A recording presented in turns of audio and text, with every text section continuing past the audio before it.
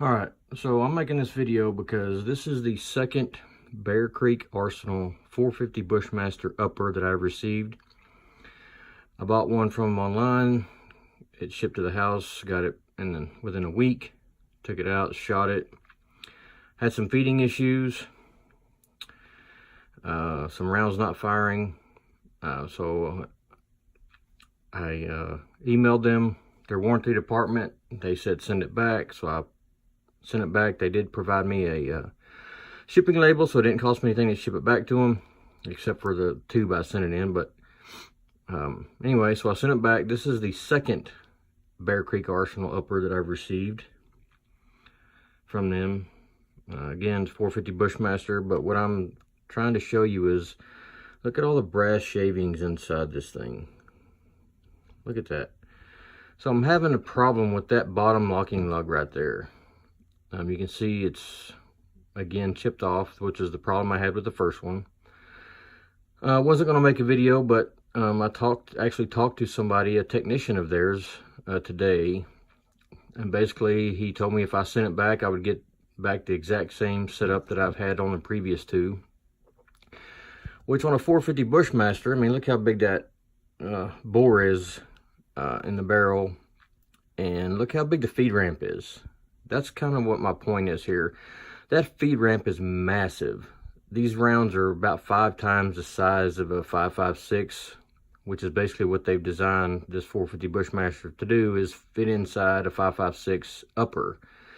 You know, the standard upper parts, but they've done some machining where you get to fit the barrel on it, and this basically it's an M4 feed ramp on this barrel extension, except that you know, the feed ramp is massive, but they've left this bottom locking lug in the bottom, and for the life of me I can't figure out why. There's no reason for it. I mean, you have plenty of locking lugs for the bolt to lock onto, and all this thing does is break off, and it's also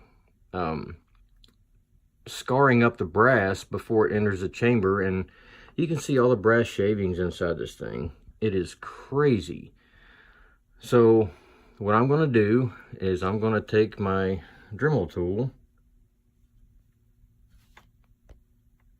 Let me try to get a better shot of that. And I'm going to grind down that bottom locking lug.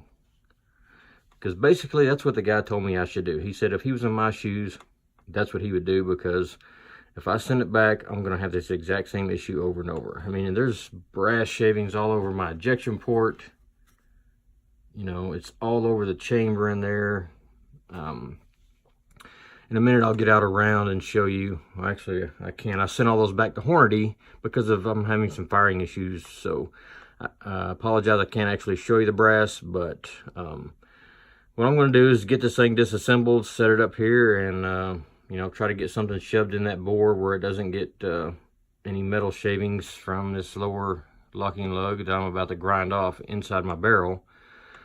It sucks I'm having to do this myself. You know, if I want to be a gunsmith, I would have got into gunsmithing a long time ago, but I don't know. We'll see what happens. But I've seen other bores, or excuse me, other chambers on a 450 Bushmaster, and that bottom lug is missing. It's ground down, even with the top of that feed ramp. So that's what I'm looking to do, is just to get that thing where it's not scraping the brass off every round that goes through this barrel. I mean, it's just crazy to think that they would leave that on there. And it's not even polished either. So I think once I get done grinding that down, I'm gonna polish that feed ramp. And that's what I told the guy on the phone today. It's like, you know, if that was and they said they make the barrels in-house, put the barrel extension on there in-house. So I told the guy, you know, if that was my company, I would want that feed ramp polished. That just shows the quality of craftsmanship, in my opinion. So, again, I'll pause the video here, but I'm going to set this thing up and start grinding that bottom lug out of the way.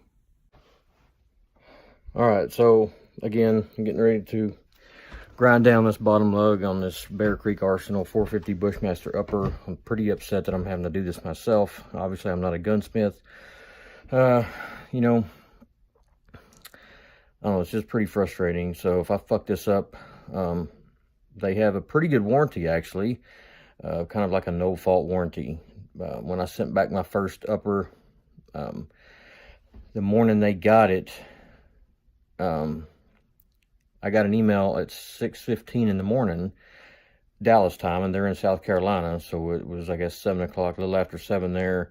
And by 9 o'clock, I had an email saying that they had shipped my new upper to me. So, you know, we'll see what happens. All right, so what I've done here is I've kind of got stuff set up. I'm trying to cover everything as much as possible so I don't get metal shavings in every little thing or mess up my sight. But I've taken a piece of regular paper towel and I've shoved it down inside the barrel from this side. That way any shavings that get in the barrel, I can take a cleaning rod and shove it back out through the chamber side. That way nothing gets down inside the barrel. Okay, here we go. Not sure if I should tell y'all not to try this at home or not, but I guess we're about to find out how good this is going to work. Or maybe not.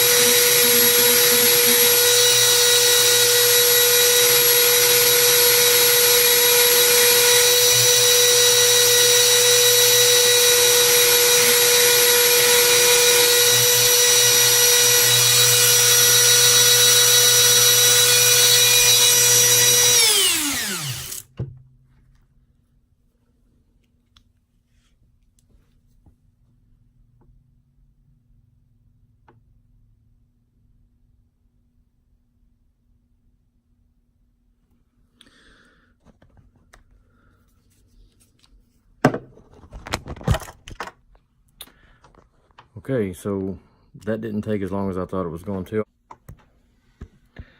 All right, so this is immediately after me grinding down that bottom lug on my 450 Bushmaster.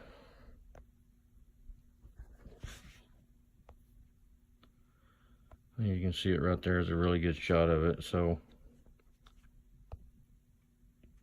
I can get my camera to focus. So obviously there's a lot of debris and dust in there from that, but I got it ground down and hopefully that will fix this damn problem. Again, so next thing I'll do, I'll try to polish up that feed ramp and see how it works. Okay, so I took a little bit more off of that bottom lug there, and I've been running that polishing wheel up on that feed ramp too. It's hard to tell right now with my eyes if it actually had made it any better, but you can see there's some of the fibers from the buffing wheel, and I've definitely ground a lot more down on this bottom lug here. I can rub my finger on it. It feels real smooth. So hopefully that will take care of my problem. And, you know, hopefully polishing it, just even the little bit that I did with my Dremel tool set up here, hopefully that will get it done and I won't have any more scraping of brass all inside my chamber area. So anyway, I'm gonna get this dude cleaned up. All right, so I got it all cleaned up, got it lubed up real good. I'm just trying to show a video of this bolt locking up, where you can see that bottom couple of lugs here on the bolt spin as it goes up in there, but you can still see it since that lug on the barrel extension is removed. So you can still see that lug right there. But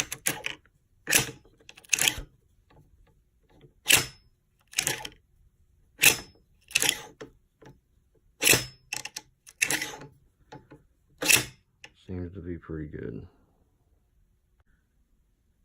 Here it is. It's all put back together. That is a Sharps Brothers Warthog lower. Basically, the rifle's all put back together. So I didn't make this video really to bash Bear Creek Arsenal. I mean, they do have a good warranty program. They sent me back a complete upper without any questions. But I was able to find one brass that I did not send back to Hornady. But look at the top right here. Look at that. That is where that was scraping across that lug on the bottom. Look how much that stands out above the top of there. So, and on this brass too, there's some more scrape marks across the bottom of the thing. And again, you know, I'm not really trying to bash Bear Creek Arsenal that much. You know, it could just need to be broken in. I'm not really sure. But this is Hornady brass. And they did send me some break-in instructions after the last time I talked to Bear Creek Arsenal on the phone. Also, you know, could be the magazine I'm using. This is a standard GI issue magazine that I've installed a big bore follower from Chamber Tactical in. I have 2 of these that I was using. And also, it could be a firing pin issue as far as the non-fire goes that I'm getting. Again, I did send those rounds, 2 boxes worth of brass and rounds back to Hornady. They're supposed to measure the dimple on the primer and let me know whether the primers are bad or the rifle itself is the cause of this, the non-fires. So anyway, I just want to show you that I found this one brass with that scraped area on it right there, and you can see this light shining off the top of there. But you know, I don't really think you're supposed to have that on spent brass casings. So anyway, so in closing, what I want to say is that in my opinion, if you buy a complete upper from anyone, whether they're a new manufacturer or reputable source, I believe you shouldn't have any issues like this. You know, maybe it's a design flaw with their engineers. If they are making the barrels and barrel extensions in-house, the barrel seems fine, I guess. It's really more the barrel extension with the locking lugs on it. So, you know, if it was my company, I would, and here's another thing they told me on the phone. They don't test fire them on a lower. They have some firing contraption set up where they attach the upper tube, put some rounds through it. They fire 3 rounds, and that's how they test fire it. So, you know, is their magazine, or are they manually putting the rounds inside the chamber one at a time? They're definitely not feeding off a magazine from a lower. So maybe they do need to do some more redesign on their end and make sure that that's the quality product that they're going to be putting out. Because if it was, again, if it was mine, I would definitely build a full rifle. And it doesn't take, but you know, you got 2 pins on the thing, you can put the lower on there and, you know, throw a magazine in, you can fire it just as fast as some contraption you built just to fire 3 rounds, especially if there's no magazine and you're manually putting the rounds in the chamber. So anyway, that's my 2 cents. Hopefully this thing will be rocking and rolling pretty soon, and maybe I can put some videos of me shooting some pigs on this thing.